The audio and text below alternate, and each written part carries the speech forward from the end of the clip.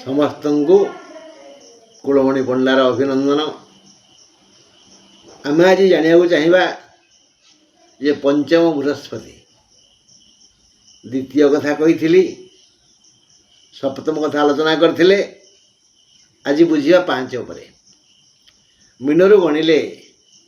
कर्कट मीन मेष वृष मिथुन कर्कट पंचम मीनर पंचम बृहस्पति। यह शुणी समस्त मीन राशि लोके प्रफुल्लित जे आमको किसी मिल हाँ मिल न मिल ना कौन मिल क्या मिल केते मिल केबे मिल जो मानक जन्म जात करे राशि हो मीन मीन राशि हो जन्म जात करे केन्द्र रे बा कोण रे बोले 1 4 7 10 रे माने केन्द्र रे 5 रे बा 9 रे यही घर मानकरे बृहस्पति थिबे आउ से बृहस्पति केन्द्राधिपति होई नथिबे बोले लग्नाधिपति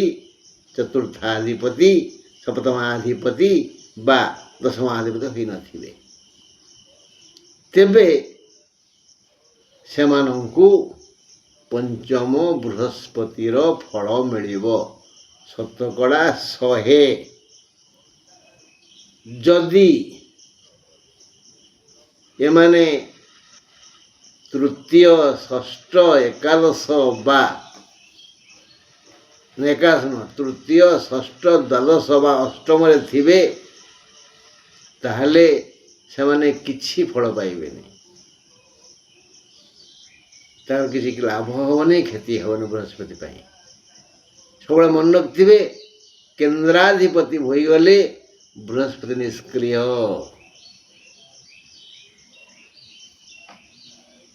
बृहस्पति केन्द्राधिपति न होई जदि अन्य घरे थाए एकादश अकेले गला एकादश थांती ताहले से तांगु ए समय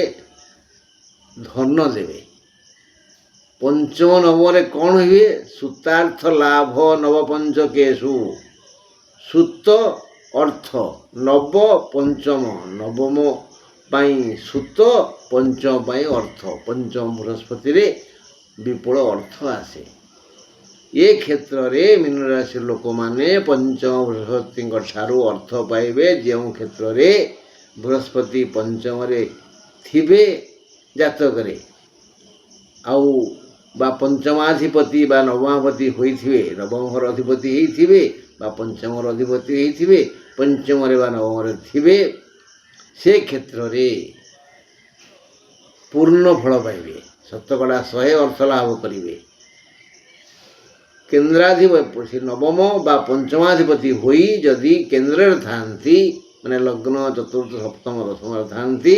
ताहले से माने 80% सफल पाइबे नहले नहीं। काली आम आलोचना करिबा नवम बृहस्पति विषय आज एति आउ तापरे आलोचना करिबानी काली गोटे दिन आलोचना करिबा बृहस्पति उपरे तापर दिन आलोचना करिबा इतिहास पृष्ठारु